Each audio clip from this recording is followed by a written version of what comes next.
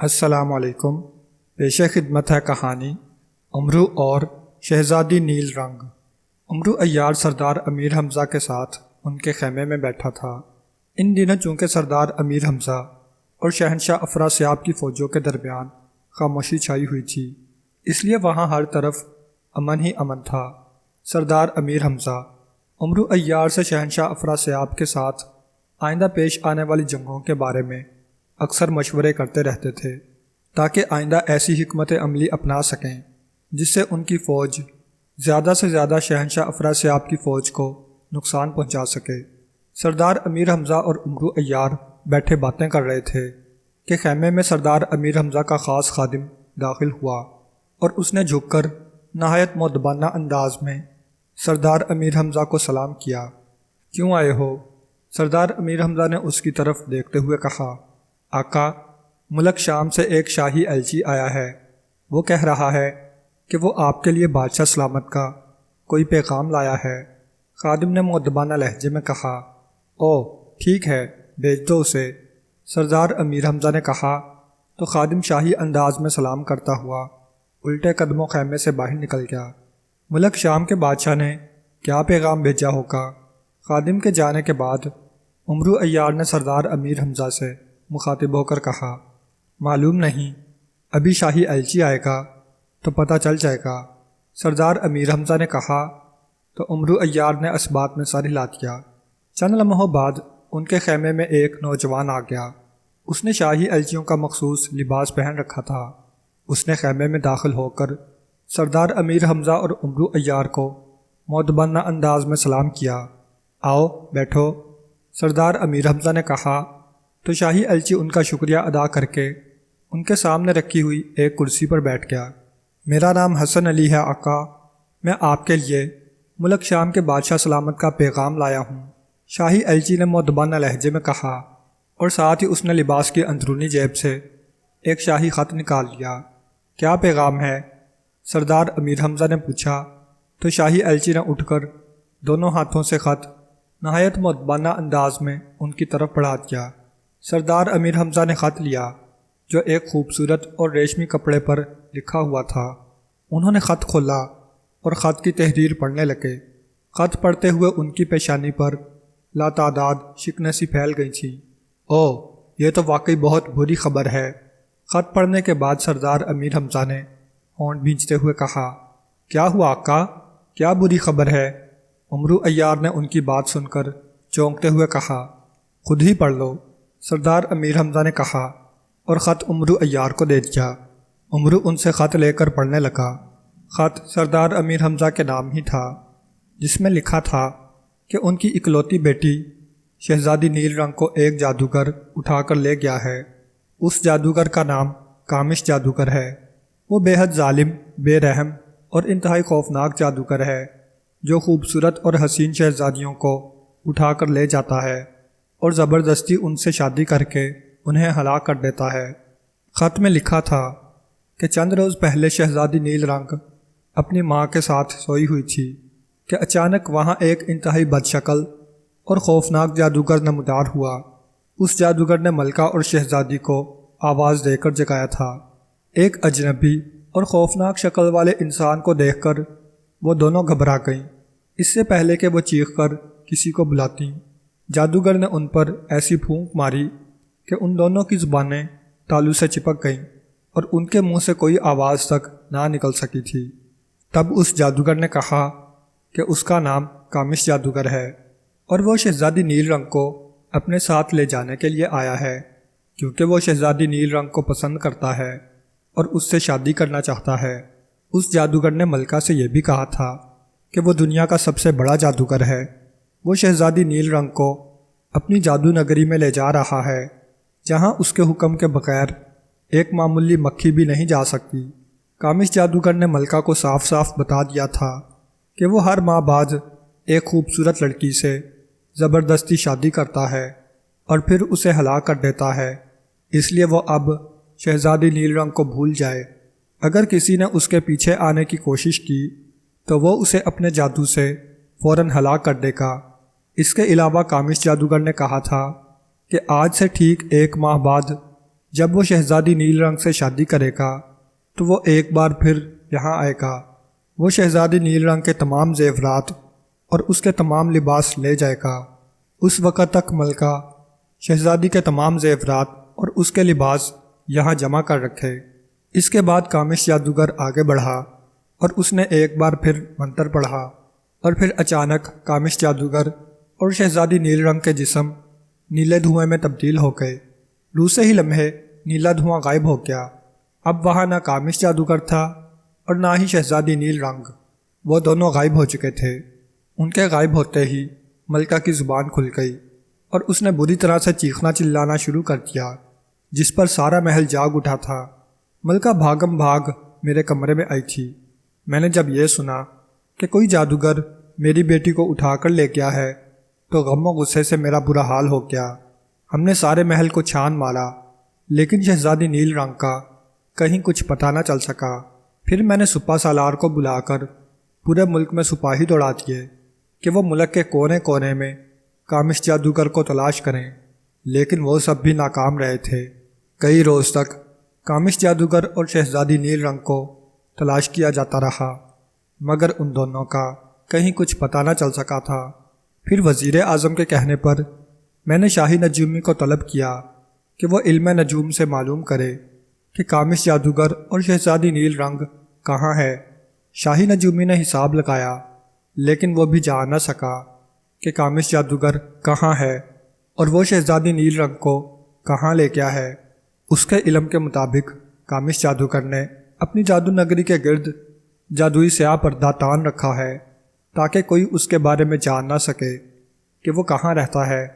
البتہ شاہی نجومی نے یہ بتایا تھا کہ اگر اس سلسلے میں خواجہ عمرو عیار کام کرے تو وہ نہ صرف کامش جادوگر کی جادو نگری میں پہنچ سکتا ہے، بلکہ وہ اسے ہلاک کر کے اس کی قید سے شہزادی نیل رنگ کو بھی واپس لا سکتا ہے۔ میری سردار امیر حمزہ سے گزارش ہے کہ وہ اس سلسلے میں میری مدد کرتے ہوئے خواجہ عمرو عیار سے بات کریں کہ وہ کامش جادوگر کی تلاش میں جائے اور جیسے بھی ممکن ہو اس کی قید سے میری بیٹی کو صحیح سلامت واپس لے آئے۔ میں وعدہ کرتا ہوں کہ عمرو عیار اگر میری بیٹی کو زندہ سلامت واپس لائے گا تو میں اپنا آدھا شاہی خزانہ اسے انعام میں دے دوں گا۔ یہ وہ الفاظ تھے جو ملک شام کے بادشاہ سلامت نے سردار امیر حمزہ کے لیے خط میں لکھے تھے۔ کامش جادوگر، بڑا عجیب سا نام ہے۔ عمرو عیار نے خط پڑھ کر حیرت بھرے لہجے میں کہا، جو بھی ہے تم بتاؤ کیا کہتے ہو؟ سردار امیر حمزہ نے کہا، میں کیا کہہ سکتا ہوں آقا؟ عمرو نے سادہ سے لہجے میں کہا، کامش جادوگر ہر ماہ نوجوان لڑکیوں سے شادی کر کے انہیں ہلاک کر دیتا ہے۔ وہ اب تک نہ جانے کتنی مظلوم اور معصوم لڑکیوں کو ہلاک کر چکا ہوگا۔ یہ اس کا سب سے بڑا ظلم ہے۔ کیا تم اس ظلم کو روکنے کے لیے کام نہیں کرو گے؟ سردار امیر حمزہ نے کہا، کیوں نہیں کروں گا آقا؟ اگر آپ کا حکم ہو تو میں ابھی جا کر اس کامش جادوگر کو کان سے پکڑ کر یہاں لے آتا ہوں۔ اسے لا کر میں آپ کے قدموں میں پھینک دوں گا۔ آپ کے سامنے آتے ہی وہ بھیگی بلی بن جائے گا۔ عمرو نے فخر سے سینہ پھلاتے ہوئے کہا، نہیں، اسے کان سے پکڑ کر میرے سامنے لانے کی ضرورت نہیں ہے۔ تم اس کی جادو نگری میں جاؤ اور اس ظالم جادوگر کو ہلاک کرو اور اس کی قید سے شہزادی نیل رنگ کو نکال لاؤ۔ شہزادی نیل رنگ مجھے اپنی بیٹیوں کی طرح عزیز ہے۔ سردار امیر حمزہ نے کہا، جو حکم آقا، آپ کے حکم پر عمل کرنا عمرو عیار کا فرض ہے۔ عمرو نے مؤدبانہ لہجے میں کہا، خط میں شام کے بادشاہ نے لکھا ہے کہ تم جب شہزادی نیل رنگ کو زندہ سلامت ان کے پاس لے جاؤ گے تو وہ انعام میں تمہیں آدھا شاہی خزانہ دیں گے۔ ان کا انعام تو تمہیں ملے گا ہی، لیکن اس جادوگر کو ہلاک کرنے اور اس کی قید سے شہزادی نیل رنگ کو واپس لانے پر میں بھی تمہیں بے شمار انعام دوں گا۔ سردار امیر حمزہ نے کہا تو عمرو عیار کی آنکھیں چمک اٹھیں۔ سردار امیر حمزہ نے گلے سے ایک قیمتی موتیوں کی مالا اتار کر عمرو کو دے دی، جسے عمرو نے بھوکے عقاب کی طرح جھپٹ لیا تھا۔ یہ مالا آپ نے مجھے نیک شگون کے طور پر دی ہے آقا؟ عمرو نے مسکراتے ہوئے کہا، ہاں، کیونکہ میں جانتا ہوں جب تک تم مجھ سے اپنی کسی بھی مہم پر جانے کے لیے نیک شگون کے طور پر کچھ لے نہیں لیتے تمہیں سکون نہیں آتا؟ سردار امیر حمزہ نے جواباً مسکراتے ہوئے کہا، جبکہ شاہی ایلچی خاموش بیٹھا ان کی باتیں سن رہا تھا۔ آقا، اگر شگون کے طور پر ایک اور مالا مل جائے تو؟ امرو نے لالچی نگاہوں سے سردار امیر حمزہ کے گلے میں موجود سرخ موتیوں والی مالا کی طرف دیکھتے ہوئے کہا تو سردار امیر حمزہ بے اختیار ہنس پڑے۔ بہت لالچی ہو تم، بہرحال یہ لو، اور یہ سن لو، مجھے جلد سے جلد اپنی کامیابی سے مطلع کرنا۔ میں نہیں چاہتا کہ کامش جادوگر شہزادی نیل رنگ کو کسی بھی قسم کا کوئی نقصان پہنچائے۔ سردار امیر حمزہ نے سرخ موتیوں کی مالا اپنے گلے سے اتار کر اس کی طرف اچھالتے ہوئے کہا تو امرو نے اسے فضا میں ہی دبوچ دیا۔ سرخ موتیوں کی مالا حاصل کر کے اس کی بانچیں پھیل گئی تھیں۔ اس نے فوراً دونوں مالاؤں کو اپنی زنبیل میں رکھ لیا۔ آپ بے فکر رہیں آقا، میں بہت جلد شہزادی صاحبہ کو اس خوفناک جادوگر کے چنگل سے آزاد کرا لاؤں گا۔ امرو نے کہا، شاباش، جاؤ، اپنی مہم پر تم آج بلکہ ابھی روانہ ہو جاؤ، اور تم جا کر اپنے بادشاہ سلامت کو تسلی دے دو کہ ہم نے امرو عیار کو بھیج دیا ہے۔ وہ چند ہی روز میں شہزادی نیل رنگ کو لے کر ان کے پاس پہنچ جائے گا۔ سردار امیر حمزہ نے پہلے امرو عیار اور پھر شاہی ایلچی سے مخاطب ہو کر کہا، بہت بہتر آقا، میں بادشاہ سلامت تک آپ کا پیغام پہنچا دوں گا۔ شاہی ایلچی نے اٹھتے ہوئے مؤدبانہ لہجے میں کہا، ذرا رکو، مجھے یہ بتاؤ، شہزادی نیل رنگ کو اغوا ہوئے کتنے روز ہو چکے ہیں؟ امرو نے شاہی ایلچی سے مخاطب ہو کر پوچھا۔ آج انہیں محل سے غائب ہوئے 10 روز ہو گئے ہیں جناب، شاہی ایلچی نے جواب دیتے ہوئے کہا۔ کیا ملکہ عالیہ نے کامش جادوگر کا حلیہ بتایا تھا؟ میرا مطلب ہے وہ دیکھنے میں کیسا تھا؟ امرو نے پوچھا۔ اس جادوگر کا رنگ سیاہ تھا اور اس نے سیاہ لباس اور سیاہ رنگ کی پگڑی باندھ رکھی تھی۔ پگڑی پر ایک سرخ موتیوں کی مالا کے ساتھ سفید کھوپڑی سی بنی ہوئی تھی، اور اس جادوگر کے کانوں میں بالیاں بھی تھیں جن پر سرخ رنگ کے بڑے بڑے موتی لگے ہوئے تھے۔ شاہی ایلچی نے امرو کو کامش جادوگر کا حلیہ بتاتے ہوئے کہا۔ شاہی نجومی نے بادشاہ سلامت کو اور کیا بتایا تھا؟ امرو نے پوچھا۔ شاہی نجومی بار بار حساب لگاتا رہا مگر اسے کچھ بھی معلوم نہیں ہو رہا تھا۔ شاہی ایلچی نے کہا، میری سمجھ میں ایک بات نہیں آ رہی۔ امرو نے کچھ سوچتے ہوئے کہا، کون سی بات؟ سردار امیر حمزہ نے کہا، کامش جادوگر نے ملکہ عالیہ سے کہا تھا کہ وہ 1 ماہ بعد پھر ان کے پاس آئے گا، تب تک وہ اس کے لیے شہزادی نیل رنگ کے تمام زیورات اور ان کے کپڑے تیار رکھیں۔ وہ کپڑے اور زیورات لے جائے گا۔ زیورات کی بات تو سمجھ میں آتی ہے کہ کامش جادوگر کو دوسرے جادوگروں کی طرح دولت حاصل کرنے کا شوق ہوگا، لیکن اگر وہ شہزادی نیل رنگ سے شادی کر کے اسے ہلاک کر دینا چاہتا ہے تو وہ شہزادی نیل رنگ کے کپڑوں کا کیوں کہہ رہا تھا؟ امرو نے کہا، ہاں، واقعی یہ حیرت کی بات ہے، شہزادی نیل رنگ کے کپڑوں کو لے کر وہ کیا کرے گا؟ سردار امیر حمزہ نے کہا، اور اگر اسے شہزادی نیل رنگ کے کپڑے اور زیورات لے جانے ہیں تو یہ کام وہ اسی وقت بھی کر سکتا تھا، اس نے بعد میں آنے کا کیوں کہا ہوگا؟ امرو نے کہا، یہ سب معلوم کرنا تمہارا کام ہے۔ سردار امیر حمزہ نے کہا تو امرو نے اس بات میں سر ہلا دیا۔ بہرحال آقا، میں سب کچھ معلوم کر لوں گا، آپ بے فکر رہیں۔ امرو نے اٹھتے ہوئے کہا تو سردار امیر حمزہ نے سر ہلا دیا۔ امرو نے انہیں سلام کیا اور ان کے خیمے سے نکلتا چلا گیا۔ سردار امیر حمزہ کے خیمے سے نکل کر امرو عیار اپنے خیمے میں آیا اور اپنا لباس تبدیل کرنے لگا۔ اس کے ذہن میں صرف یہی بات اٹکی ہوئی تھی کہ کامش جادوگر شہزادی نیل رنگ کے زیورات کے ساتھ اس کے کپڑے کیوں حاصل کرنا چاہتا ہے۔ وہ جتنا سوچتا جا رہا تھا اتنا ہی الجھتا جا رہا تھا۔ لباس تبدیل کر کے اس نے زنبیل بغل میں لٹکائی اور پھر اس نے کچھ سوچ کر زنبیل سے سنہری تختی نکال لی۔ سنہری تختی، مجھے کامش جادوگر کے بارے میں تفصیل بتائی جائے۔ امرو عیار نے سنہری تختی سے مخاطب ہو کر کہا تو سنہری تختی میں چمک سی پیدا ہوئی اور اس پر سیاہ حروف پھیلتے چلے گئے۔ امرو عیار کو بتایا جاتا ہے کہ کامش جادوگر ایک ظالم، بے رحم اور انتہائی شیطان صرف جادوگر ہے۔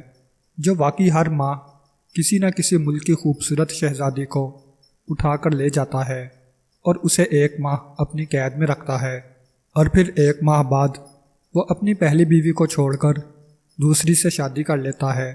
اب تک وہ 10 ملکوں کی شہزادیوں کو اغوا اور ان سے زبردستی شادی کر چکا ہے۔ اس جادوگر نے یہاں سے لاکھوں میل دور ایک سنسان اور ویران وادی میں اپنی الگ جادو نگری بنا رکھی ہے، جہاں وہ اپنے خوفناک جادوگروں کی فوج کے ساتھ رہتا ہے۔ جادو نگری میں اس کا اپنا محل ہے جس کی حفاظت جنات کرتے ہیں۔ کامش جادوگر نے اپنی جادو نگری کے گرد سیاہ جادوئی پردہ تان رکھا ہے تاکہ کوئی جادوگر یا پراسرار علوم میں مہارت رکھنے والا اس کے بارے میں کچھ نہ جان سکے۔ کامش جادوگر شہنشاہ افراسیاب کا شاگرد ہے، جو شہنشاہ افراسیاب کے حکم پر اپنی جادو نگری میں جادوگروں کی ایسی فوج بنا رہا ہے جو عام جادوگروں سے کہیں زیادہ طاقتور اور خوفناک ہوگی۔ ان جادوگروں کے ساتھ ایک ایک جن ہوگا جو اس جادوگر کی نہ صرف حفاظت کرے گا بلکہ اس کی طاقت بن کر ہمیشہ اس کے ساتھ رہے گا۔ شہنشاہ افراسیاب سردار امیر حمزہ کے مقابلے میں چونکہ ہمیشہ شکست سے دوچار ہوتا رہا ہے، اس لیے اس نے اپنے شاگرد کامش جادوگر کو حکم دیا ہے کہ وہ اپنی جادو نگری میں ایسی فوج بنائے جس کا مقابلہ سردار امیر حمزہ کی فوج بھی نہ کر سکے۔ ان جادوگروں کے ساتھ چونکہ جنات ہوں گے، اس لیے سردار امیر حمزہ کی فوج واقعی ان جادوگروں کا مقابلہ نہیں کر سکے گی اور انہیں بڑی شکست سے دوچار ہونا پڑے گا۔ کامش جادوگر کی جادوئی نگری میں 1,00,000 جادوگر ہیں اور وہ ان تمام جادوگروں کے ساتھ ایک ایک طاقتور جن منسوب کرنا چاہتا ہے۔ اس کے لیے اسے ہر رات ایک مخصوص جادوئی عمل کرنا پڑتا ہے۔ اس مخصوص عمل سے ہر رات 100 جن اس کے تابع ہو جاتے ہیں اور وہ ان 100 جنوں کو اپنی فوج کے ساتھ منسلک کر دیتا ہے۔ اسے چونکہ اپنی ساری فوج کے ساتھ جنوں کو منسوب کرنا ہے، اس لیے اسے اس کام میں طویل وقت درکار ہے۔ وہ اب تک 10,000 جنوں کو اپنے تابع کر چکا ہے، ابھی اسے مزید 90,000 جنوں کو تابع کرنا ہے۔ جب اس کے تمام جادوگروں کے ساتھ جنات مل جائیں گے تو وہ اس فوج کو شہنشاہ افراسیاب کے حوالے کر دے گا اور شہنشاہ افراسیاب اس جناتی فوج کو سردار امیر حمزہ کی فوج پر حملہ کرنے کے لیے بھیج دے گا۔ سنہری تختی پر لکھے ہوئے الفاظ پڑھ کر عمرو عیار نے بے اختیار ہونٹ بھینچ دیے۔ تو یہ بات ہے، تبھی میں کہوں کہ شہنشاہ افراسیاب کی فوجیں اب تک خاموش کیوں ہیں؟ کئی ہفتوں سے انہوں نے ہم پر حملہ کیوں نہیں کیا؟ اب معلوم ہوا کہ وہ ہم پر حملہ کرنے کے لیے جناتی فوج تیار کرا رہا ہے۔ عمرو عیار نے ہونٹ چباتے ہوئے کہا، سنہری تختی، مجھے بتایا جائے کہ کیا واقعی کامش جادوگر اپنے اس شیطانی مقصد میں کامیاب ہو گیا تو وہ ہماری فوج کو شکست دینے میں کامیاب ہو سکتا ہے؟ عمرو عیار نے پوچھا تو سنہری تختی سے پہلے الفاظ مٹے اور ان کی جگہ نئے حروف پھیل گئے۔ جادوگروں کی فوج کے ساتھ جنات ہوں گے تو ان کی طاقت بے حد بڑھ جائے گی۔ ایک جادوگر 1,000 جادوگروں جتنی طاقتوں کا مالک بن جائے گا تو وہ واقعی سردار امیر حمزہ کی فوج پر بھاری پڑ سکتا ہے۔ سنہری تختی نے جواب دیا، تم نے بتایا ہے کہ کامش جادوگر نے اب تک صرف 1,000 جنات کو اپنے قبضے میں کیا ہے۔ وہ ہر روز 100 جنوں کو اپنے قابو میں کرتا ہے، اس طرح تو اسے 90,000 جنات قابو کرنے میں کافی عرصہ لگ جائے گا۔ عمرو نے کہا، 1,00,000 جنات کو قابو کرنے کے لیے اسے 1,000 راتوں تک عمل کرنا پڑے گا۔ اب تک وہ 100 دنوں میں 10,000 جنوں کو قابو کر سکا ہے۔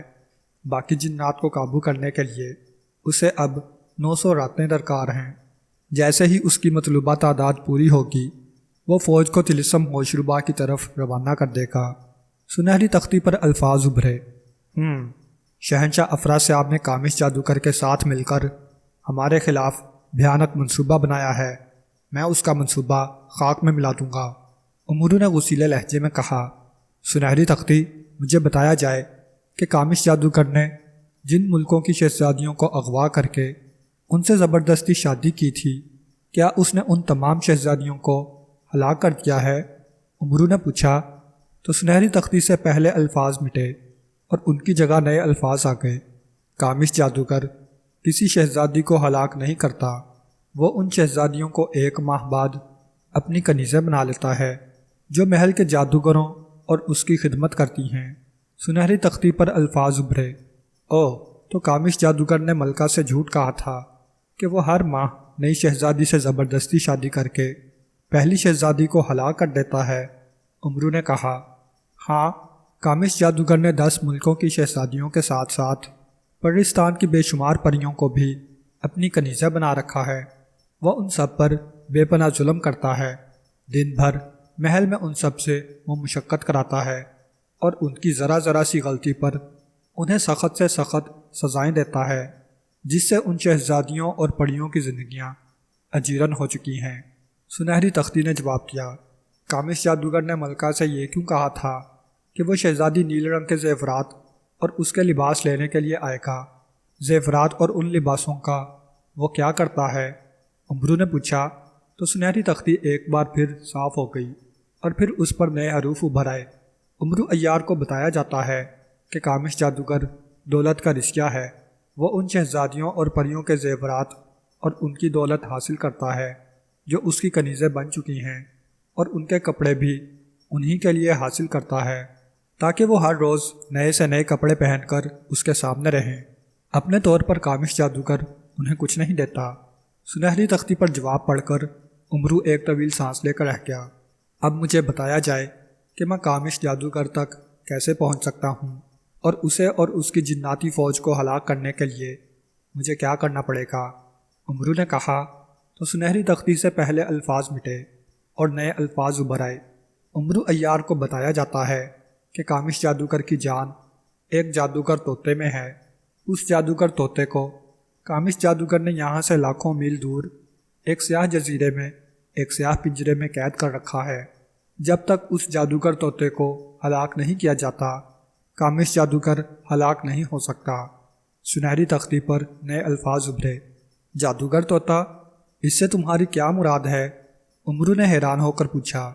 کامش جادوگر نے ایک طوطے کو پال کر اسے بے شمار جادوئی منتر سکھا دیے ہیں، جس سے وہ طوطا بھی جادوگر بن چکا ہے۔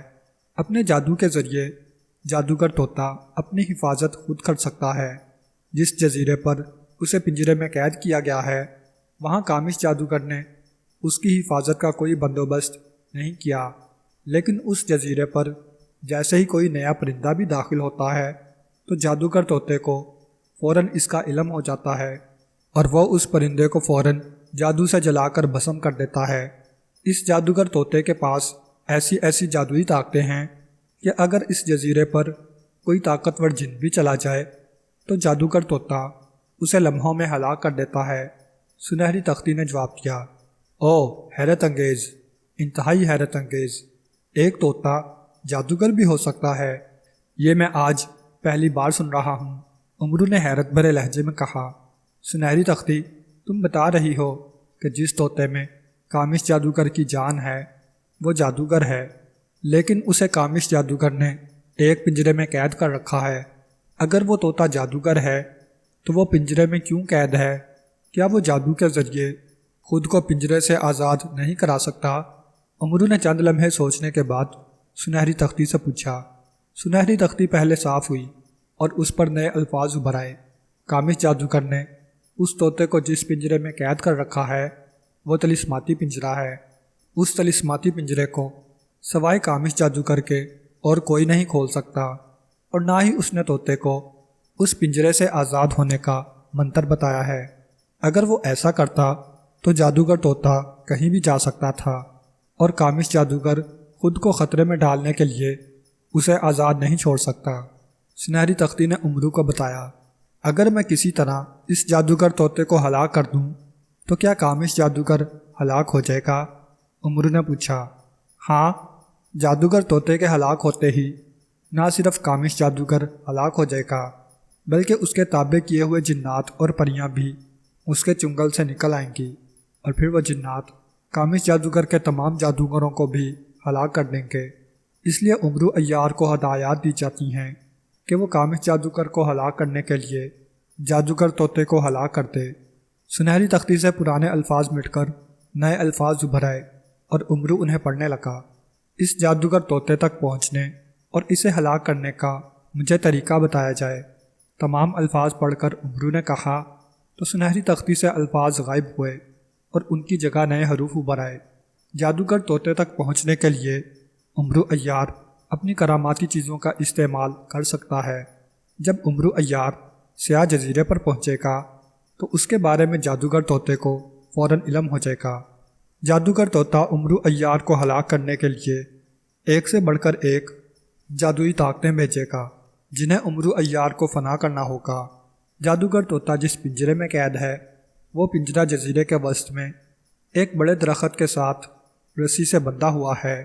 عمرو عیار کو اس پنجرے کو رسی سے کھول کر نیچے رکھنا ہوگا اور پنجرے سے طوطے کو نکال کر اس کی گردن مروڑنی ہوگی، کیونکہ جادوگر طوطے کو کسی بھی ہتھیار سے ہلاک نہیں کیا جا سکتا۔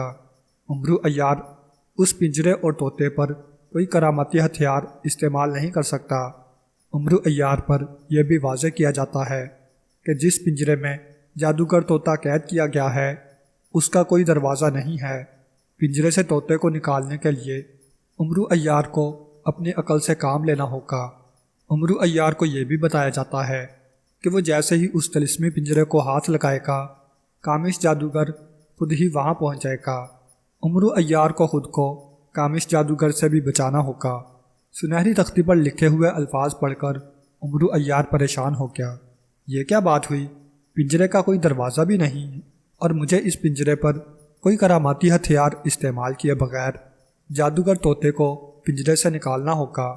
جب پنجرے کا کوئی دروازہ ہی نہیں ہے تو میں جادوگر طوطے کو اس سے باہر کیسے نکال سکوں گا؟ عمرو عیار نے کہا۔ عمرو عیار کو پہلے ہی بتایا جا چکا ہے کہ طلسماتی پنجرے کو صرف کامش جادوگر کھول سکتا ہے۔ جب کامش جادوگر وہاں آئے گا تو عمرو عیار کو اس سے کوئی عیاری کرنا ہوگی جس سے کامش جادوگر خود ہی اس پنجرے کو کھول دے۔ لیکن اگر عمرو عیار عقل مندی کا مظاہرہ کرے تو وہ کامش جادوگر کی مدد کے بغیر بھی جادوگر طوطے کو پنجرے سے نکال سکتا ہے۔ عمرو کی بات کے جواب میں سنہری تختی سے پہلے الفاظ مٹ کر نئے الفاظ ابھر آئے۔ ٹھیک ہے، میں سمجھ گیا ہوں کہ مجھے کیا کرنا ہے۔ اب مجھے ایک آخری بات بتائی جائے۔ کامش جادوگر کے پاس کتنی دولت ہے اور کیا میں اس دولت کو حاصل کر سکتا ہوں؟ عمرو نے پوچھا۔ کامش جادوگر کے پاس بے شمار دولت ہے۔ اس دولت کو بھی عمرو عیار کامش جادوگر سے عیاری سے ہی حاصل کر سکتا ہے۔ اگر کامش جادوگر ہلاک ہو گیا تو اس کے غلام جن آزاد ہوتے ہی اس کی ساری دولت بھی لے اڑیں گے۔ اس لیے عمرو عیار کو کامش جادوگر کو ہلاک کرنے سے پہلے اس سے دولت حاصل کرنا ہوگی، ورنہ اسے کچھ نہیں ملے گا۔ سنہری تختی نے جواب دیا تو عمرو عیار نے کچھ سوچ کر اس بات میں سر ہلا دیا۔ اس نے سنہری تختی سے چند مزید سوال کیے جن کا جواب پا کر اس نے سنہری تختی کو واپس زنبیل میں رکھ دیا اور سردار امیر حمزہ کو ساری حقیقت بتانے کے لیے اٹھ کر خیمے سے نکلتا چلا گیا۔ سردار امیر حمزہ کو جب عمرو نے کامش جادوگر کی اصل حقیقت بتائی تو سردار امیر حمزہ یہ جان کر شدید برہم ہوئے کہ شہنشاہ افراسیاب ایک بار پھر کامش جادوگر کے ساتھ مل کر ان کی فوج کے خلاف خوفناک سازش کر رہا ہے۔ ان کی فوج عام جادوگروں کا مقابلہ کرنے کی تو ہمت رکھتی تھی، لیکن اگر ان کے مقابلے میں جنات آ گئے تو فوج میں افراتفری پھیل سکتی تھی اور ان کی فوج جنوں کے مقابلے میں واقعی نقصان اٹھا سکتی تھی۔ اس لیے انہوں نے عمرو عیار کو حکم دیتے ہوئے کہا کہ اسے کچھ بھی کرنا پڑے وہ کامش جادوگر کو ہر حال میں ہلاک کر دے، تاکہ اس کے ہلاک ہوتے ہی شہزادیوں کے ساتھ ساتھ پریاں اور جنات بھی آزاد ہو جائیں جنہیں کامش جادوگر نے اپنی کنیزیں اور غلام بنا کر رکھا ہے۔ سردار امیر حمزہ نے کامش جادوگر کو ہلاک کرنے کے بدلے میں عمرو عیار کو اور زیادہ انعام دینے کا وعدہ کیا تھا۔ عمرو عیار نے بھی ان سے نیک شگون کے طور پر مزید 3 قیمتی مالائیں لے لی تھیں۔ پھر وہ سردار امیر حمزہ کو سلام کر کے ان کے خیمے سے نکل گیا۔ استبل سے اپنا مخصوص گھوڑا نکلوا کر وہ اس پر سوار ہوا اور لشکر سے کچھ دور ایک جنگل میں آ گیا۔ جنگل میں پہنچ کر عمرو نے زنبیل سے سنہری جوتیاں نکال کر پہنی اور پھر اس نے زنبیل سے سلیمانی چادر نکال کر کاندھوں پر ڈال دی اور غائب ہو گیا۔ عمرو عیار نے احتیاط کے طور پر زنبیل سے طلسم شکن انگوٹھی کے ساتھ ساتھ کئی کراماتی چیزیں نکال لی تھیں تاکہ جزیرے پر موجود جادوگر طوطا اس کے مقابلے پر کسی بھی جادوئی طاقت کو بھیجے تو وہ اسے نقصان نہ پہنچا سکے۔ ان کراماتی چیزوں میں ایک سنہری کنگن تھا۔ اس کنگن کی موجودگی میں عمرو عیار بھاری سے بھاری درخت اور بڑی بڑی چٹانوں کو آسانی سے اٹھا سکتا تھا۔ اس نے گلے میں سرخ نگینوں والی ایک مالا بھی پہن لی تھی۔ اس مالا کی وجہ سے اگر کوئی عمرو عیار پر چھپ کر تیر بھی برساتا تو وہ تیر عمرو عیار کو لگنے کی بجائے الٹا اس تیر چلانے والے کو جا لگتا تھا۔ اسی طرح عمرو عیار نے اپنی پگڑی میں ایک زرد رنگ کا ہیرا چھپا لیا تھا۔ اس ہیرے کی خاصیت یہ تھی کہ عمرو عیار دل ہی دل میں اسے حکم دیتا تو اس کے سامنے آنے والا طاقتور سے طاقتور جن بھی الٹا ہو کر ہوا میں لٹک سکتا تھا۔ طلسم شکن انگوٹھی کی وجہ سے عمرو عیار پر کوئی جادو اثر نہیں کرتا تھا۔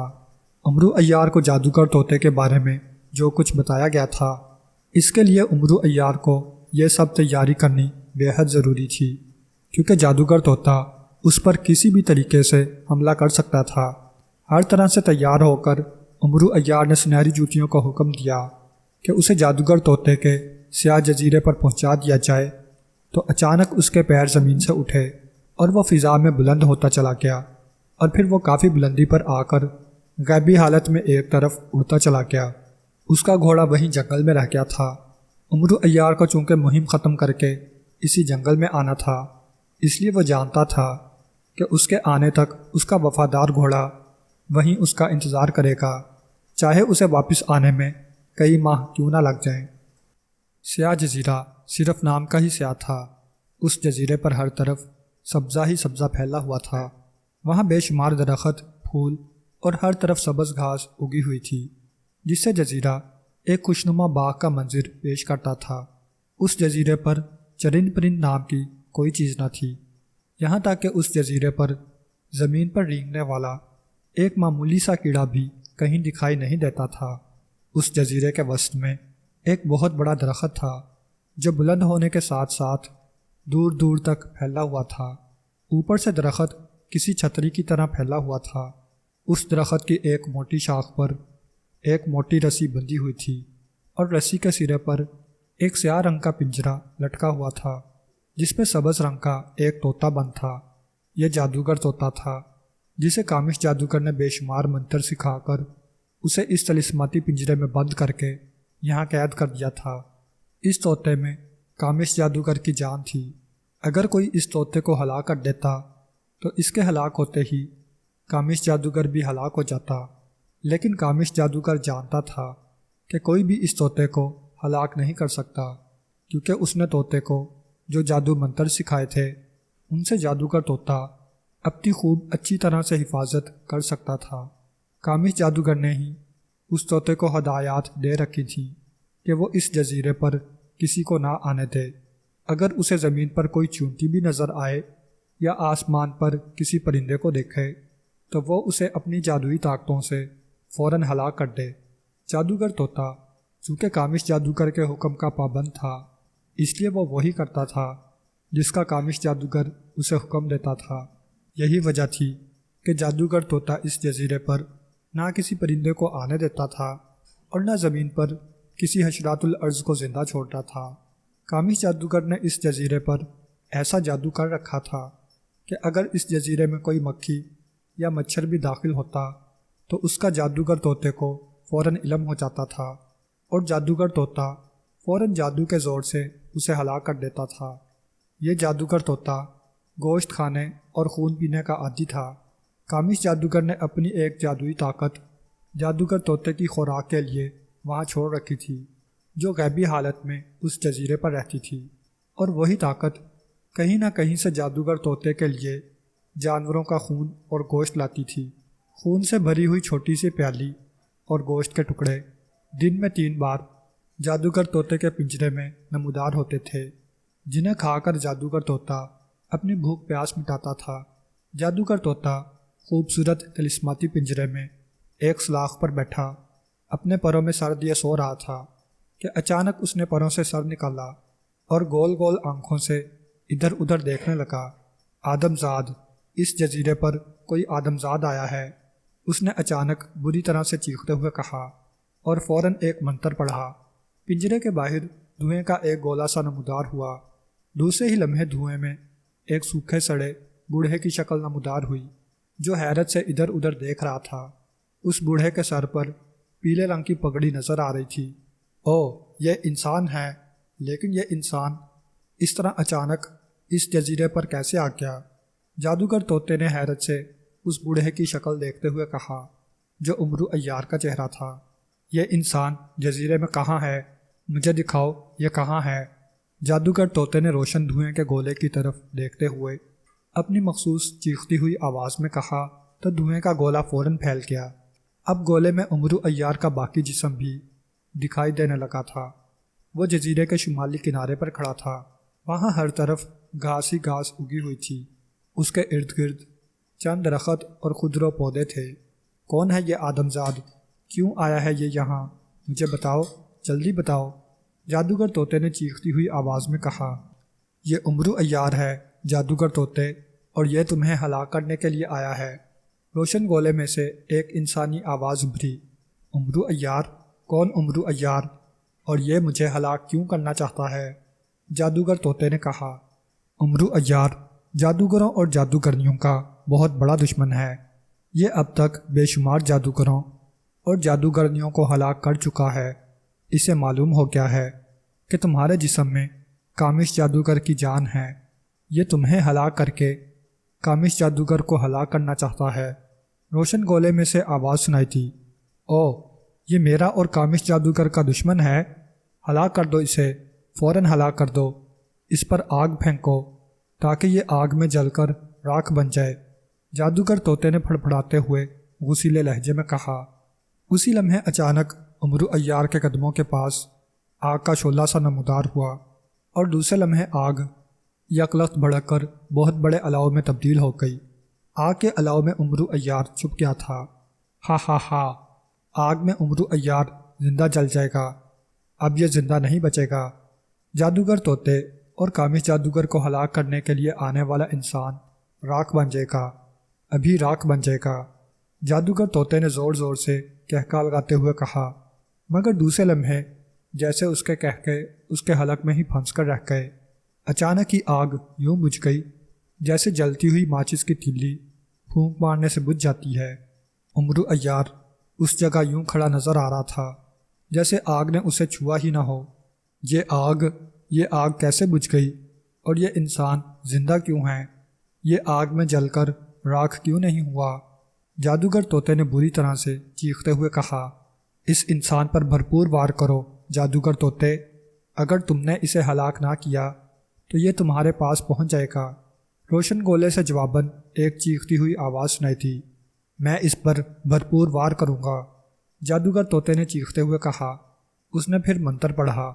اس بار اچانک امرو عیار کے گرد لمبے لمبے سیاہ فام جن نمودار ہو گئے۔ ان جنوں کے سر گنجے تھے، ان کے جسموں پر سرخ رنگ کے لنگوٹ بندھے ہوئے تھے اور ان سب کے ہاتھوں میں تلواریں دکھائی دے رہی تھیں۔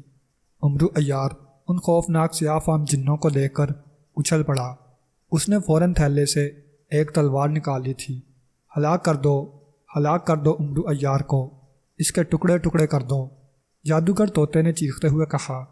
اسی لمحے سیاہ فام جن حرکت میں آئے اور وہ تلواریں لے کر امرو عیار پر ٹوٹ پڑے، مگر امرو عیار نے فوراً اچھل کر ایک طرف چھلانگ لگاتے ہوئے ان سیاہ فام جنوں سے اپنی جان بچائی اور تلوار لے کر ان سیاہ فام جنوں کے مقابلے پر آ گیا۔ یہ کیا؟ یہ انسان تو سیاہ جنوں کے مقابلے پر اتر آیا ہے، جلدی کرو، اس کے ٹکڑے ٹکڑے کر دو، اسے ہلاک کر دو۔ جادوگر طوطے نے دھوئیں کے روشن گولے میں امرو عیار کو سیاہ جنوں سے مقابلہ کرتے دیکھ کر بری طرح سے چیختے ہوئے کہا۔ سیاہ جنوں کی تلواریں کوندنے لگیں۔ ان جنوں کی تعداد 10 تھی۔ وہ ایک ساتھ اچھل کر امرو عیار پر حملہ آور ہو رہے تھے۔ امرو عیار بھی ان کے مقابلے پر جم گیا تھا۔ وہ نہ صرف ادھر ادھر چھلانگیں لگا کر خود کو ان سیاہ جنوں کے حملوں سے بچا رہا تھا، بلکہ اچھل کر ان پر حملے بھی کر رہا تھا۔ پھر اچانک جادوگر طوطے نے امرو عیار کی تلوار ایک جن کے پہلو میں گھستے دیکھی۔ جیسے ہی سیاہ جن کے پہلو میں تلوار گھسی، ایک شعلہ سا چمکا اور سیاہ جن یکلخت جل کر راکھ ہوتا چلا گیا۔ او یہ کیا! اس انسان نے تو میرے طاقتور سیاہ جن کو ہلاک کر دیا ہے۔ کون ہے یہ؟ سیاہ جن اسے ہلاک کیوں نہیں کر پا رہے؟ جادوگر طوطے نے کہا۔ امرو عیار نے دوسرے جن کو بھی تلوار ماری تو اس جن کا بھی پہلے جن جیسا ہی حشر ہوا۔ تلوار لگتے ہی ایک شعلہ سا چمکا اور دوسرا جن بھی فوراً جل کر راکھ بن گیا۔ پھر تو جیسے امرو عیار کے جسم میں بجلی سی بھر گئی۔ اس نے اچھل اچھل کر اور پوری قوت سے سیاہ جنوں پر حملے کرنے شروع کر دیے۔ اس کی تلوار جس سیاہ جن کو لگتی، آگ کا شعلہ سا چمکتا اور سیاہ جن فوراً راکھ کا ڈھیر بن جاتا۔ چند ہی لمحوں میں 10 کے 10 سیاہ جن امرو عیار کے ہاتھوں راکھ کا ڈھیر بن گئے۔ فنا ہو گئے، سیاہ جن فنا ہو گئے۔ امرو عیار نے میرے طاقتور 10 جنوں کو فنا کر دیا ہے۔ روکو، اسے فوراً روکو، یہ میری طرف آ رہا ہے۔ جادوگر طوطے نے 10 کے 10 جنوں کو فنا ہوتے دیکھ کر زور زور سے چیختے ہوئے کہا۔ اس نے ایک بار پھر منتر پڑھا تو اچانک آسمان سے امرو عیار پر جیسے آگ کی بارش ہونے لگی۔ آسمان سے بڑے بڑے شعلے آ کر اس کے ارد گرد گر رہے تھے۔ شعلے زمین پر گرتے اور فوراً سیاہ، سرخ اور نیلے رنگ کے بڑے بڑے ناگ بن جاتے۔ یہ دیکھ کر جادوگر طوطے نے امرو عیار کو بری طرح سے بوکھلاتے دیکھا، جیسے وہ ان خوفناک ناگوں کو دیکھ کر بری طرح سے ڈر گیا ہو۔ اب امرو عیار نہیں بچ سکتا۔ ان میں سے کسی ایک ناگ نے بھی امرو عیار کو کاٹ لیا تو وہ ایک لمحے میں ہی ہلاک ہو جائے گا۔ جادوگر طوطے نے خوش ہوتے ہوئے کہا۔ پھر اس نے ایک ساتھ کئی ناگوں کو امرو عیار پر حملہ کرتے دیکھا۔ سنہری جوتیوں نے امرو عیار کو سرسبز جزیرے پر پہنچایا تو امرو عیار اس قدر خوبصورت جزیرے کو دیکھ کر حیران رہ گیا۔ وہ سمجھ رہا تھا کہ جس جزیرے کو سیاہ جزیرہ کہا جاتا ہے وہاں ہر طرف سیاہی ہی سیاہی پھیلی ہوئی ہوگی، مگر جزیرہ سرسبز اور پھولوں سے بھرا ہوا تھا۔ جگہ جگہ درخت تھے اور زمین پر جیسے سبز گھاس کا قالین سا بچھا ہوا تھا۔ امرو عیار نے زمین پر آتے ہی کانوں سے سلیمانی چادر اتار دی اور اس نے پیروں سے سنہری جوتیاں بھی اتار کر ان کی جگہ عام جوتیاں پہن لی تھیں۔ امرو عیار چند لمحے حیرانی سے ادھر ادھر دیکھتا رہا، پھر آگے بڑھنے ہی لگا تھا کہ اچانک اس کے قدموں کے قریب ایک زوردار دھماکہ ہوا اور وہاں آگ کا شعلہ سا چمکا اور دوسرے لمحے آگ کا شعلہ پھیل کر آگ کے الاؤ میں تبدیل ہوتا چلا گیا۔ اس الاؤ میں امرو عیار کا سارا جسم چھپ گیا تھا۔ ایک لمحے کے لیے آگ دیکھ کر امرو عیار بوکھلا گیا تھا، مگر جب اسے آگ کی تپش محسوس نہ ہوئی اور آگ نے اسے کوئی نقصان نہ پہنچایا تو اس کے چہرے پر سکون چھا گیا۔ امرو عیار نے چونکہ طلسم شکن انگوٹھی پہن رکھی تھی، اس لیے اس آگ کا اس پر کوئی اثر نہیں ہو رہا تھا۔ آگ چند لمحے بھڑکتی رہی، پھر یکلخت بجھ گئی۔ آگ نے واقعی امرو عیار کو کوئی نقصان نہیں پہنچایا تھا۔ آگ بجھتے دیکھ کر امرو عیار کے ہونٹوں پر بے اختیار مسکراہٹ پھیل گئی۔ تو جادوگر طوطے کو میری آمد کا علم ہو گیا ہے، امرو نے بڑبڑاتے ہوئے کہا۔ وہ آگے بڑھا ہی تھا کہ اس کے ارد گرد بے شمار جھماکے ہوئے اور اس کے سامنے لمبے لمبے سیاہ فام جن نمودار ہو گئے۔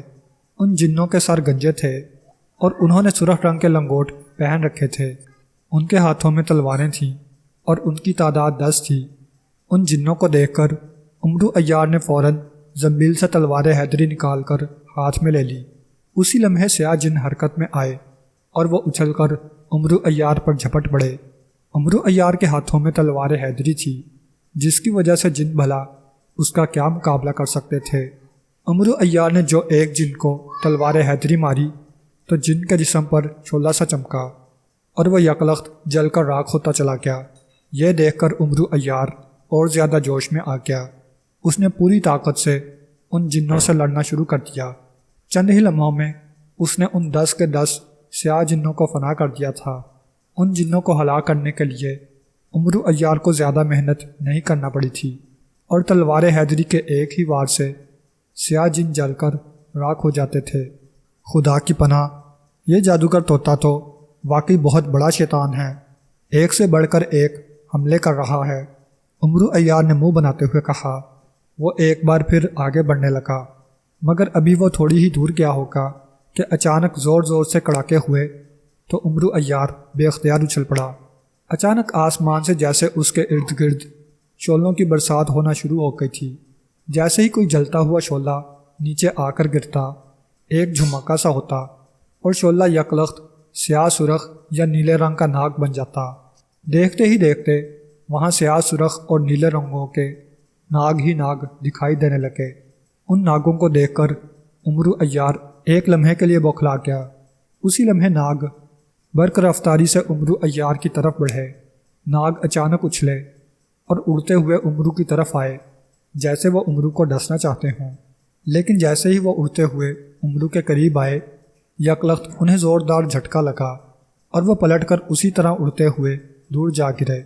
عمرو عیار نے گلے میں سرخ موتیوں کی جو مالا پہن رکھی تھی، اس کے اثر کی وجہ سے ناگ واپس پلٹ جاتے تھے۔ ناگ اچھل اچھل کر عمرو پر جھپٹ رہے تھے، مگر ان میں سے کوئی ناگ بھی عمرو کو چھو نہیں سکا تھا۔ جب کافی دیر گزر گئی اور کوئی ناگ عمرو کو ڈسنے میں کامیاب نہ ہو سکا تو اچانک ان ناگوں میں تیز روشنی سی چمکی اور ان ناگوں نے یکلخت پھیل کر بڑے بڑے اور انتہائی طاقتور دیوؤں کا روپ دھار دیا۔ ان دیوؤں کے رنگ بھی سیاہ سرخ اور نیلے تھے اور ان کے قد عمرو سے کہیں بڑے تھے۔ ان کے سامنے عمرو عیار بچہ معلوم ہو رہا تھا۔ دیو عمرو عیار کو دیکھ کر خوفناک آواز میں دھاڑنے اور چنگاڑنے لگے۔ پھر وہ عمرو عیار کی طرف بڑھے تو عمرو نے فوراً پگڑی میں چھپے ہوئے ہیرے کو حکم دیا کہ ان دیوؤں کو فوراً الٹا لٹکا دیا جائے۔ اس کا حکم دینا تھا کہ اچانک ان دیوؤں کے جسموں کو زوردار جھٹکے لگے اور وہ اچھل اچھل کر فضا میں گھومتے ہوئے ہوا میں الٹے لٹکتے چلے گئے۔ دیکھتے ہی دیکھتے سارے کے سارے دیو یوں فضا میں الٹا لٹکنے لگے جیسے کسی نے ان کے پیروں کو باندھ کر فضا میں الٹا لٹکا دیا ہو۔ دیو خوفناک انداز میں دھاڑنے لگے، اب ساری عمر تم سب کو اسی طرح الٹا رہنا پڑے گا، تم کبھی اپنی مرضی سے سیدھے نہیں ہو سکو گے۔ عمرو عیار نے مسکراتے ہوئے کہا اور آگے بڑھنے لگا۔ دیو چیختے ہوئے ہاتھ بڑھا کر عمرو عیار کو پکڑنے کی کوشش کر رہے تھے، مگر وہ فضا میں کافی بلندی پر تھے، ان کے ہاتھ عمرو تک پہنچ ہی نہیں رہے تھے۔ عمرو عیار اطمینان بھرے انداز میں ان کے نیچے سے نکلتا جا رہا تھا۔ پھر جیسے ہی عمرو عیار ان دیوؤں سے دور گیا، اچانک الٹے لٹکے ہوئے دیوؤں کے جسموں میں آگ بھڑک اٹھی اور وہ اسی حالت میں جلنے لگے اور فضا ان دیوؤں کی خوفناک چیخوں سے بری طرح سے گونج اٹھی، مگر عمرو نے ان کی طرف کوئی توجہ نہ دی اور زنبیل سے ایک چھوٹی سی سرخ رنگ کی گیند نکال کر زمین پر ڈال دی۔ سرخ گیند، میری جادوگر طوطے کے پنجرے تک رہنمائی کرو، عمرو نے سرخ گیند سے مخاطب ہو کر کہا تو گیند زمین پر لڑکنے لگی۔ یہ دیکھ کر عمرو عیار اس کے پیچھے پیچھے چلنے لگا۔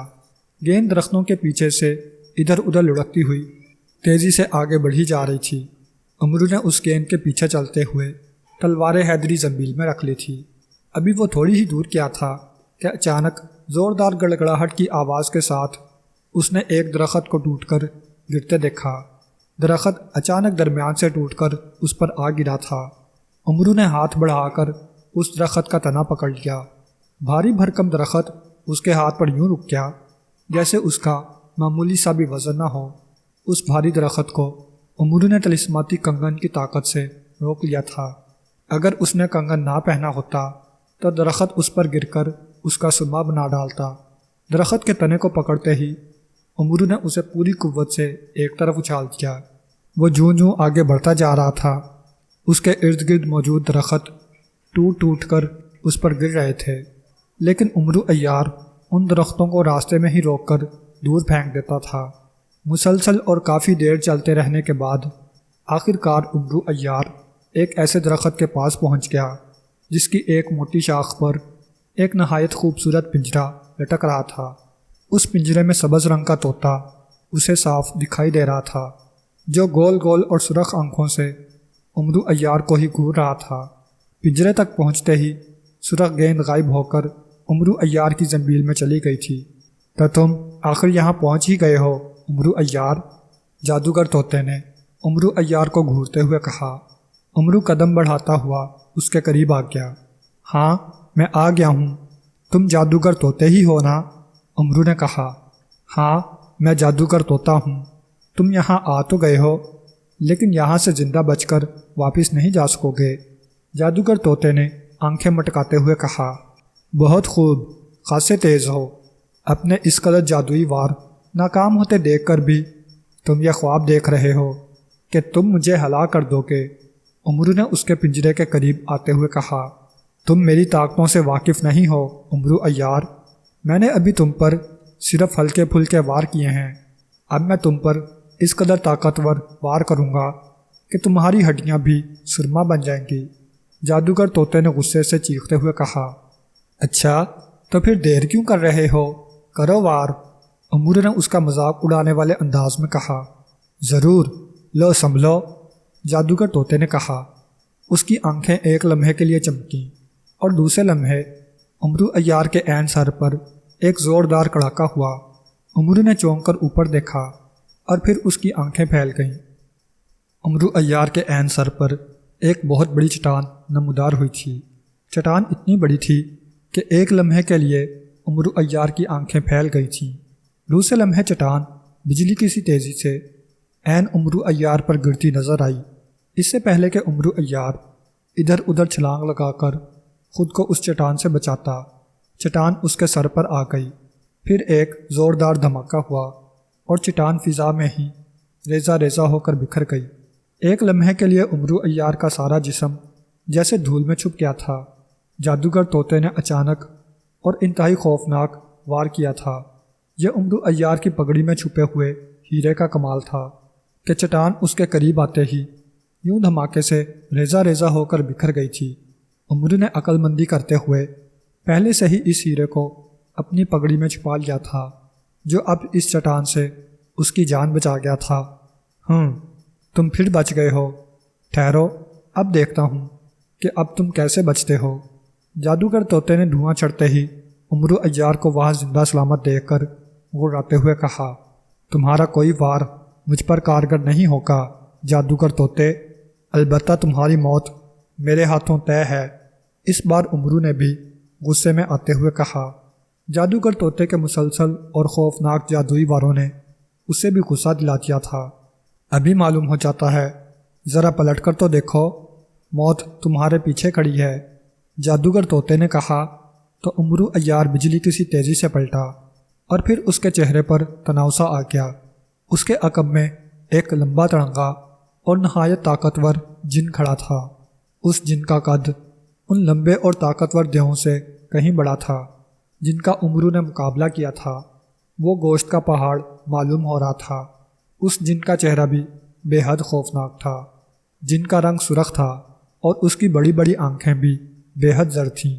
اس جن کے ہاتھ میں بے حد بڑی اور بھاری تلوار تھی، جس کا وزن کسی بھی طرح سے 100 من سے کم نہ تھا۔ تو اب تم اس جن کو میرے مقابلے پر لے آئے ہو، امرو عیار نے غرا کر کہا۔ اس نے فوراً زنبیل سے اوج بن انق کی تلوار نکالی۔ اس تلوار کا وزن بھی 100 من سے زیادہ تھا، لیکن یہ تلوار چونکہ امرو عیار کے پاس تھی اور اس تلوار کو مشکل وقت میں استعمال کرنے کی اجازت تھی، اس لیے امرو نے اس تلوار کو عام تلوار کی طرح سے پکڑ رکھا تھا، جس کا اسے ذرا بھی وزن محسوس نہ ہو رہا تھا۔ یہ سرخ جن ہے، یہ تمہارے ٹکڑے ٹکڑے کر دے گا امرو عیار، جادوگر طوطے نے چیختے ہوئے کہا۔ امرو نے نفرت سے ہنکارا بھرا، سرخ جن آگے بڑھو اور اس آدمزاد کے ٹکڑے کر دو۔ جادوگر طوطے نے تیز آواز میں چیختے ہوئے کہا تو سرخ جن دم دم پاؤں مارتا ہوا آگے بڑھا اور اس نے ایک خوفناک چنگاڑ مارتے ہوئے اپنی بھاری بھرکم تلوار سے امرو عیار پر حملہ کر دیا۔ امرو نے اس کی تلوار کا وار اوج بن انق کی تلوار پر روکا اور پھر دبلے پتلے امرو عیار اور ایک لہیم شہیم اور طاقتور جن کے درمیان خوفناک مقابلہ شروع ہو گیا۔ سرخ جن نہایت خوفناک انداز میں امرو عیار پر تلوار سے وار کر رہا تھا۔ امرو عیار نہ صرف اچھل اچھل کر خود کو اس کے حملوں سے بچا رہا تھا، بلکہ سرخ جن پر جواباً وار بھی کر رہا تھا۔ اوج بن انق کی تلوار کی وجہ سے طاقتور سرخ جن کو امرو عیار کا مقابلہ کرتے ہوئے شدید مشکل ہو رہی تھی، کیا کر رہے ہو سرخ جن؟ تم ایک معمولی آدمزاد کو ہلاک کرنے میں اتنا وقت لگا رہے ہو؟ جادوگر طوطے نے چیختے ہوئے کہا تو سرخ جن کو جیسے جوش آ گیا۔ اس نے اور زیادہ تیزی سے امرو عیار پر حملے کرنے شروع کر دیے۔ وہ تلوار اٹھا کر امرو عیار پر حملے کر رہا تھا، جیسے وہ امرو عیار کے واقعی ٹکڑے کر دینا چاہتا ہو۔ یہ دیکھ کر امرو عیار نے چھلانگ لگائی اور زمین پر لوٹنی لگاتے ہوئے سرخ جن کے عین پیروں کے درمیان سے نکلتا چلا گیا۔ اس سے پہلے کہ سرخ جن اس کی طرف پلٹتا، امرو عیار کی تلوار گھمی اور سرخ جن کی پھیلی ہوئی ٹانگیں ایک ایک کر کے یوں کٹتی چلی گئیں جیسے تار سے صابن کٹ جاتا ہے۔ سرخ جن کے حلق سے ایک دلدوز چیخ نکلی اور وہ اچھل کر پشت کے بل گر پڑا۔ اس نے تلوار گھما کر امرو عیار کو مارنے کی کوشش کی، مگر امرو فوراً نیچے جھک گیا۔ سرخ جن کی تلوار اس کے سر سے گزر گئی تھی۔ اس سے پہلے کہ سرخ جن دوبارہ اس پر حملہ کرتا، امرو نے اپنے جسم کو کسی پھرکی کی طرح گھماتے ہوئے اوج بن انق کی تلوار پوری قوت سے سرخ جن کے پہلو میں مار دی۔ تلوار سرخ جن کے پہلو میں گھس کر اس کے دل تک پہنچ گئی۔ سرخ جن کے حلق سے نکلنے والی دھاڑ بے حد خوفناک تھی۔ وہ ایک لمحے کے لیے بری طرح سے تڑپا اور پھر ساکت ہو گیا۔ تم نے سرخ جن کو بھی ہلاک کر دیا؟ تم انسان ہو یا جن؟ جادوگر طوطے نے سرخ جن کو ہلاک ہوتے دیکھ کر حیرت سے آنکھیں مٹکاتے ہوئے کہا۔ امرو تیزی سے اٹھا اور اس نے اوج بن انق کی تلوار زنبیل میں رکھی اور تیزی سے پنجرے کے قریب آ گیا۔ خبردار، رک جاؤ، میرے پنجرے کو ہاتھ مت لگانا ورنہ جل کر راکھ ہو جاؤ گے۔ جادوگر طوطے نے امرو کو پنجرے کے قریب آتے دیکھ کر بری طرح سے چیختے ہوئے کہا، لیکن امرو نے آگے بڑھ کر پنجرے کو دونوں ہاتھوں سے پکڑ لیا۔ جیسے ہی امرو نے پنجرے کو پکڑا، اس کے عقب میں سیاہ پگڑی والے جادوگر کا چہرہ نمودار ہو گیا، جو کامش جادوگر کا چہرہ تھا۔ کامش جادوگر کے ہونٹوں پر زہریلی مسکراہٹ تھی، جیسے وہ امرو عیار کے ہاتھوں میں پنجرہ دیکھ کر مسکرا رہا ہو کہ امرو عیار اس پنجرے سے طوطے کو نہیں نکال سکے گا۔ امرو نے پنجرے کو اوپر اٹھا کر اس کا ہک رسی سے نکال لیا۔ اب پنجرہ امرو کے ہاتھوں میں تھا۔ امرو نے پنجرے کو زمین پر رکھ دیا۔ جادوگر طوطا پنجرے میں بری طرح سے پھڑپڑا رہا تھا۔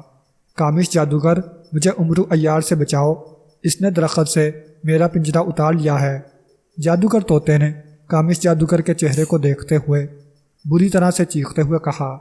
امرو نے پلٹ کر دیکھا اور پھر وہ کامش جادوگر کا چہرہ دیکھ کر اچھل کر پیچھے ہٹ گیا۔ گھبراؤ نہیں جادوگر طوطے، امرو عیار تمہیں اس پنجرے سے نہیں نکال سکے گا، کامش جادوگر نے مسکراتے ہوئے کہا۔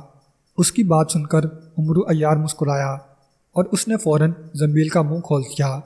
چل زنبیل میں، امرو نے زنبیل کا منہ پنجرے کی طرف کرتے ہوئے کہا تو اچانک پنجرہ اچھلا اور اڑتا ہوا امرو کی زنبیل میں جا گرا۔